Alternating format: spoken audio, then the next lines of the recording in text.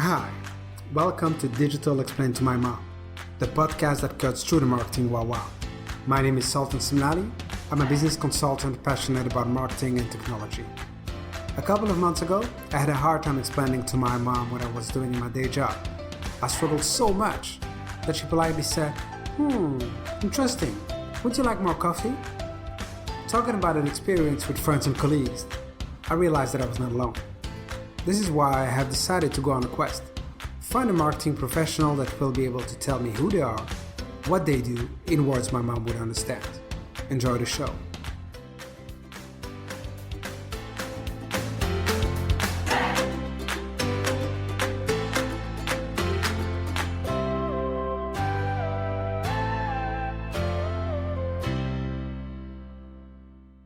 Today I'm meeting Marie Incontrera, 2-time TEDx speaker, author, consultant, entrepreneur, musician, and fitness enthusiast. Marie provides consulting services around social media and online branding services for individuals and small businesses. She also does media bookings, TEDx talk development, and speaker booking outreach and book launch services. Marie's social media clients have included national best-selling authors, medical professionals, wellness experts, even a popular science-based gaming app, and more. Her speaker clients have booked TEDx conferences across the country. She has a 100% success rate getting her clients placed. And her media clients have been booked on popular podcasts and radio stations such as The World's Most Amazing People, Entrepreneur on Fire, and more. She's the author of the Amazon bestseller Social Your Book Launch. And when she's not working, she can be found playing piano. So I met Marie via LinkedIn, and after watching a TEDx on being a jazzpreneur, which I hope you'll be talking about today, she gives many examples, including Adolphe Sax, a Belgian guy who invented the saxophone. Being myself a Belgian and jazz lover, I thought I need to talk to Marie. So Marie, thank you so much for being on the interview today. Thank you so much for having me. Great. I try to introduce you the best that I can, but how would you introduce yourself to the audience? Well, I think what you said is perfect. I am a social media, podcast booking, and TEDx consultant. And when I'm not doing that, I've spoken at 2 TEDx's. I write. I love writing. I'm an author, and I love music. Amazing. So how did you get where you are today? That's a great question. Well, I have a degree in music, and I was a gigging musician, and all throughout my 20s, I had a band. I loved it. You know, it's the kind of thing that, it's really rewarding. And, I had a great career out here in New York. I had a 15-piece avant-garde jazz band, the Echo Music Big Band. We played all music by living or recently deceased composers, so we didn't play any standards. And our last performance was at Carnegie Hall in 2017. So, but what I found was that with jazz, especially with jazz and with classical, that, it's possible to be really successful, and also it's possible to be successful and broke. So I had especially in New York, unfortunately. So I was talking with a friend of mine who is a consultant, and she said, I have an idea for you. Why don't you try virtual assisting? And I did, and I liked it. And then people started coming to me for one of 3 things. And those things were social media, podcast booking, and TEDx. And I said, okay, slowly but surely that became a consultancy. That's amazing. So that's sort of how I got here. Well, that's impressive. So just one of your friends told you, and then this is how you stumbled on what you're doing now. It's very interesting. So you do those 3 things, but you're also an author of the Social Your Book Launch. Could you tell me more about your book? Sure. And actually, since then I had a second book come out.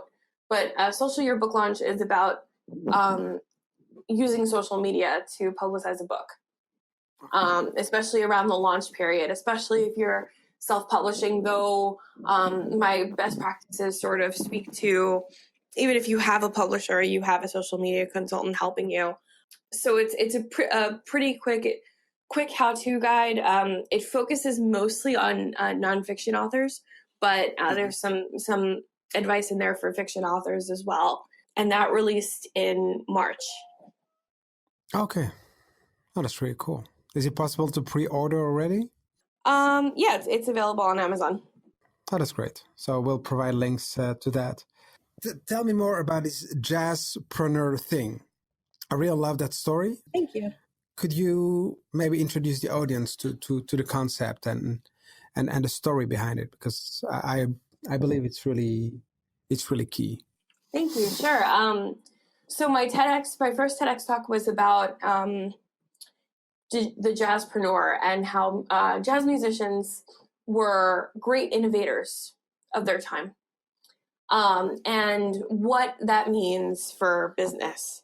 And I came across that idea because I love jazz, obviously, and I also love innovation in business. I've always followed what Elon Musk is doing and what Steve Jobs was doing, and to me, innovation is really the key of changing the world. Like, for example, how Uber really disrupted what it means to have a car or, take a ride share. Ride sharing is a completely new concept, and it's now become so integral to our society. And I think innovations like that are really interesting and really important. And, there have been innovations like that in music. And in fact, these innovations were happening on that kind of scale, on that kind of disruptive scale in the early 20th century. And so Jazzpreneur, the talk, talks about three specific things. The first is, of course, the saxophone, which was a novelty instrument created by the instrument maker Adolphe Sax. And he created it. It was a hybrid instrument between the clarinet and the bassoon, and it was meant for orchestras. But when he brought it to orchestras of the day, the musicians really couldn't make it work because it was a little too loud. It was a little too cutting. It kind of didn't fit. It was an awkward instrument. It wasn't quite a woodwind, but it also wasn't quite a brass. And completely by accident, jazz musicians discovered it. And it turned out that awkward misfit instrument was perfect for the jazz band. And it was completely, it was just completely by accident. And it just so happened that he got it in front of the right people. Mm-hmm. So it would have become obsolete had he tried to stay within the orchestra. The second story is about Dizzy Gillespie, and Dizzy Gillespie was a trumpet player and one of the great fathers of jazz, and he was really pivotal in the bebop movement. Bebop is an art music. It's very, very fast, and it's jazz that's not meant for dancing. Mm-hmm. He, as a young kid, was learning to play the trumpet, and young Black musicians in that day, they didn't have the money. Their parents didn't have the money to send them to fancy music school, and so he learned in church, and he learned on his own time, and he was self-taught, and all of that. And so he learned to puff his cheeks out, which is, according to classical standards, incorrect. Because it doesn't create a beautiful blendy sound that works with the orchestra. And that became so pivotal to his sound, it completely changed how jazz can sound. And he became one of the fathers of jazz. Then the last thing I talk about is how the genre is set up for imperfection, because, like for a classical performance, you go to a concert hall, you get dressed up, you pay a high ticket price to get in, and, therefore it's this like big event. It's, you don't do it very often. And people are meant to sit down and be quiet. The audience sits down and be, and even if you clap at the wrong time, it's considered impolite. Yeah. But jazz, you go to a club and you can drink and you can talk and you can eat, you could laugh, you can even respond to the music because it's polite to clap after someone finishes a solo while the band is still playing. So the genre is really set up for imperfection. And with these solos, you actually can make a really big mistake and have that be pretty cool.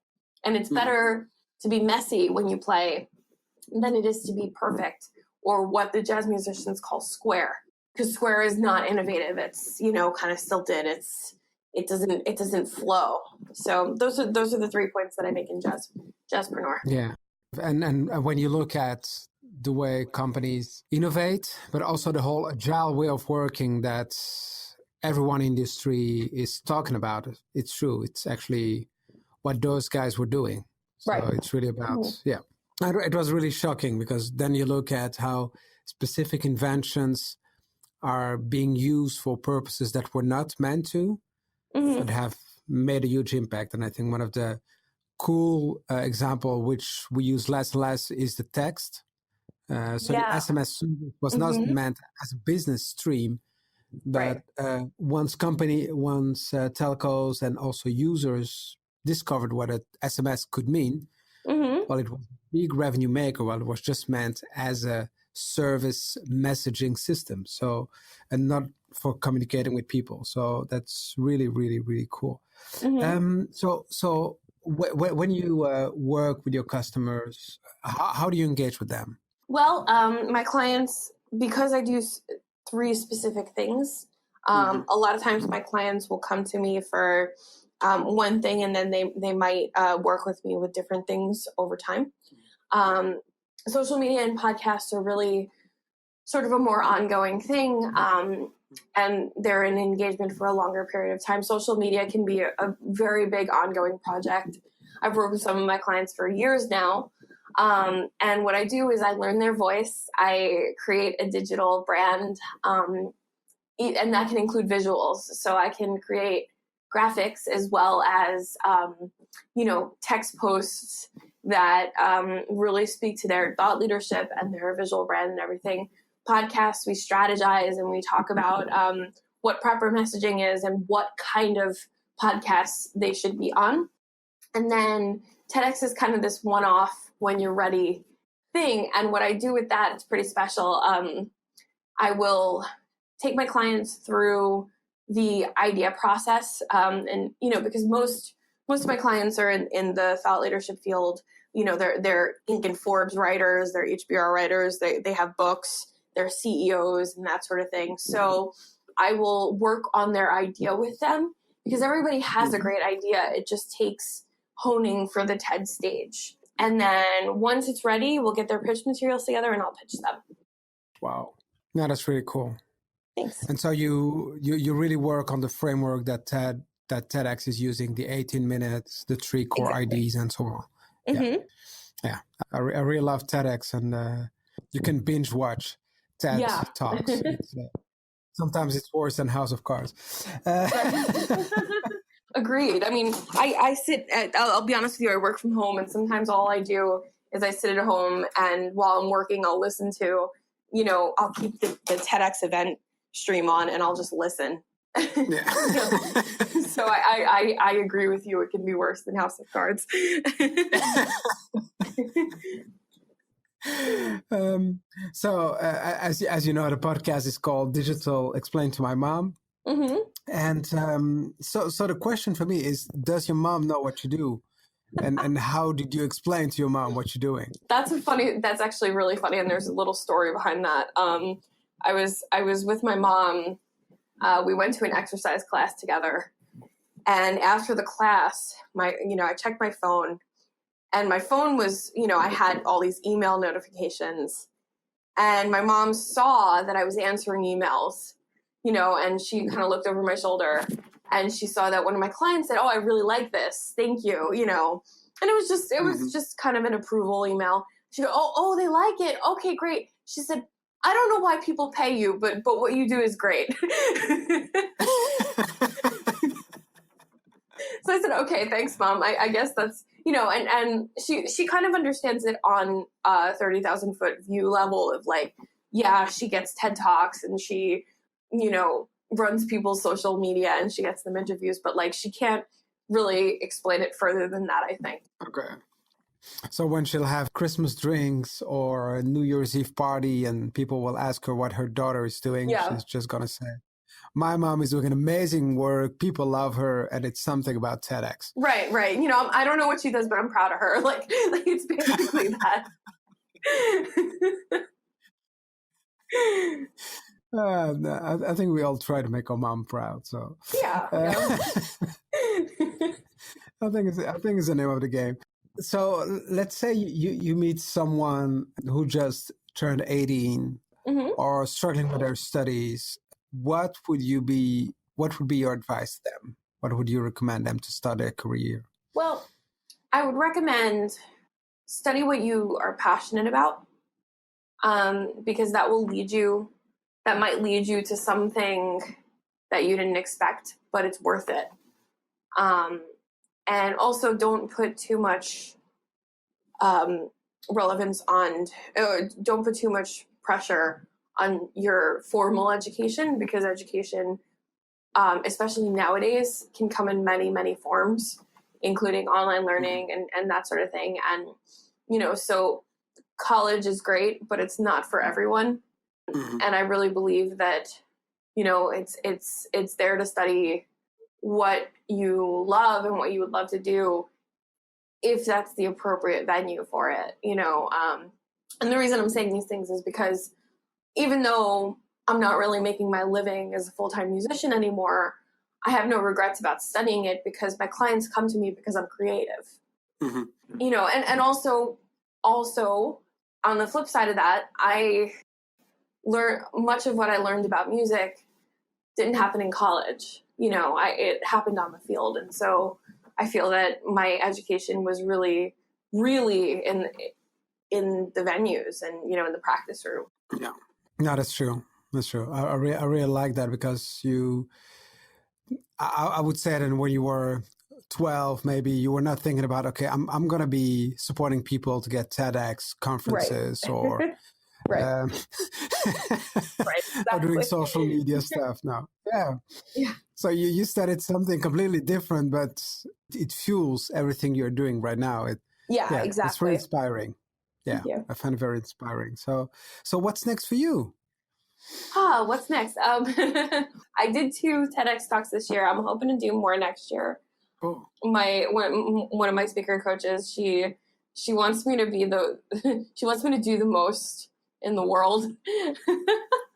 And I don't know how many that is, but it's kind of a goal that I have in the back of my brain. Like, I could do this in the next 10 years, sure. If I do a couple a year. So that's what's next. And I think, just continuing to serve my clients and, get their messages out there, because I really believe that's important. Yeah, that's what's next for me. So I hope to see you maybe at a TEDx in the Netherlands. So we have one in Amsterdam, and I live in Utrecht, and we also had one last year. Yeah, so we have a lot of TEDx conferences in Europe. Yeah, that'll be a good excuse to come to the Netherlands. So yeah, which I've wanted to do.